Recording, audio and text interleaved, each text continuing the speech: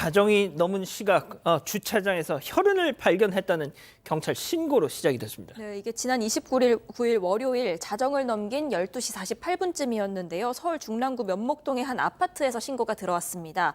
해당 아파트의 주민이 지하주차장 바닥에서 혈흔을 발견했는데 이 자국을 봤을 때 마치 뭔가를 끌고 간 것 같다라면서 신고를 했습니다. 출동한 경찰이 자국을 따라갔는데 이게 지하 2층 기계실까지도 이어져 있었습니다. 그리고 기계실 내에 있는 빗물 저장고에서 이 70대 남성의 시신이 발견이 됐습니다.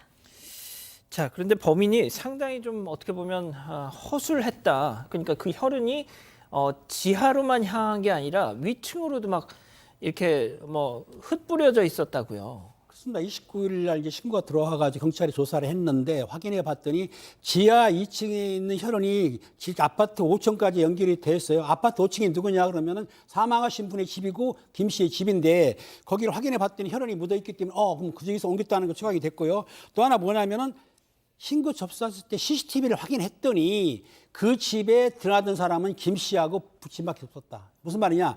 다른 사람이 들어온 사실이 없었어요. 그리고 가장 중요한 거.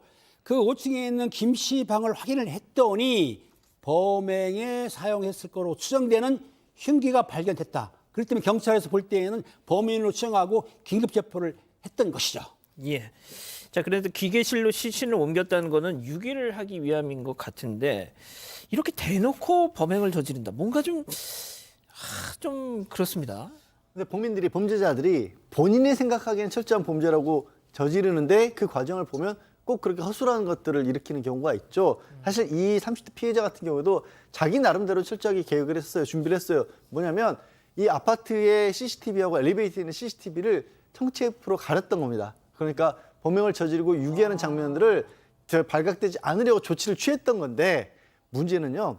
요즘 자동차들마다 블랙박스 달려 있잖아요. 예. 주차되어 있는 차량에도 사실 CCTV가 다 달려 있는 겁니다. 그렇죠. 그걸 생각을 못한 거고 지하 주차장에서 고스란히 부친의 시신을 끌고 이동하는 모습이 찍힌 겁니다. 심지어 카메라에 청테이프 붙인 것도 다 드러났어요. 자, 문제는 왜 무슨 억하심정이 있었길래 자기를 낳아준 아버지를. 자, 평소 이웃 주민들 말을 들어보니까 또 부자 관계가 되게 좋았대요. 네, 저 주변 분들의 말씀은 두 가지로 나뉘는데 첫 번째는 굉장히 사이가 좋았다. 그래서 같이 테니스도 치고 뭐 그런 굉장히 좋은 사이였다라고 이야기하는 반면 또 한편에서는 뭐 한 3, 40분 동안 위에서 쿵쿵거리면서 또 싸우는 소리도 들렸다. 또 이렇게 이야기도 나옵니다. 여기서 우리가 좀 주목해야 될 점은 그 어머니죠. 즉 아버지와 아들이 있는데 어머니가 지금 해외여행을 가셨어요. 해외여행을 갔다는 것은 적어도 아버지와 그 아들 사이에 깊은 어떤 감정의 골은 없었다라는 게 어머니 입장에서도 확인됐기 때문에 해외여행을 갔는 거거든요. 그래서 어머니 입장에서도 왜 아들이 이런 행동을 했는지 모르겠다 이렇게 이야기하고 있습니다. 자, 이 30대 아들 자폐 장애가 있었다고 해요. 뭐 때문인지는 모르겠지만 경찰 조사 내내 이렇게 뭐 횡설수설하는 모습을 보였다는 지금 보도도 나옵니다. 네, 일단 김 씨는 자폐 장애가 있는 걸로 알려지고 있는데 체포된 당일 그리고 이틀째 경찰 조사에서도 아버지 살해하지 않았다면서 범행을 부인하고 또 횡설수설하는 모습을 보인 걸로 전해지고 있습니다.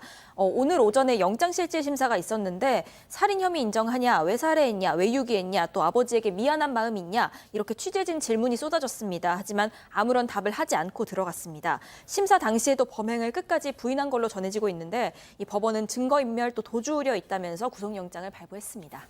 자, 이틀째 입을 꾹 다물었던 저 아들 김 씨. 구속 여부가 심경의 변화를 일으켰던 걸까요?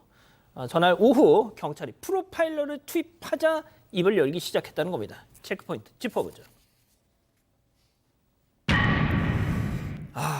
잔소리가 심해서 저런 정말 천인공노할 짓을 저질렀다는 겁니까? 사실 뭐 지금 이런 이야기를 할 때마다 제가 제일 마음이 좀 아픈 게 살인 사건을 보면 피해자가 진술할 수 없는 상황이거든요. 근데 가해자가 내가 왜 죽였다는 동기를 가해자 입을 통해서 우리는 확인할 수밖에 없는 것이고 지금 이 상황도 처음에는 횡설수설하다가 나왔는 이야기가 잔소리가 심해서 평소에 스트레스를 많이 받았다라는 이야기가 나오고 있는데요.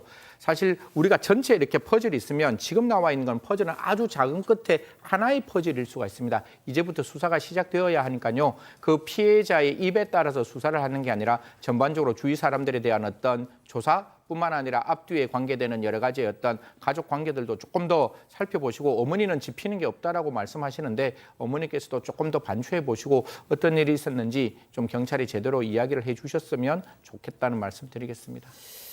자, 양 변호사님, 그런데 이제 자폐 장애가 있다고 해도 어머니가 안 계시던 날, 뭐가 됐든 엉성하긴 했지만 뭐가 됐든 자기는 나름대로 이렇게 그걸 은폐하기 위한 많은 장치들을 했지 않습니까? 네. 뭐 혹시라도 심신미약 같은 걸 우려하실 수 있는데 그럴 가능성이 낮은 게요.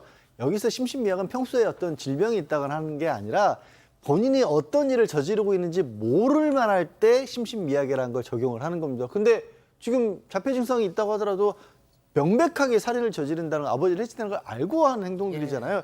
저는 적용 가능성은 극히 낮다라고 봅니다. 알겠습니다. 자, 오늘 사건 이렇게 정리하고요. 가족 여러분, 잊지 마시고 구독과 좋아요, 알림 설정 여기. 여기.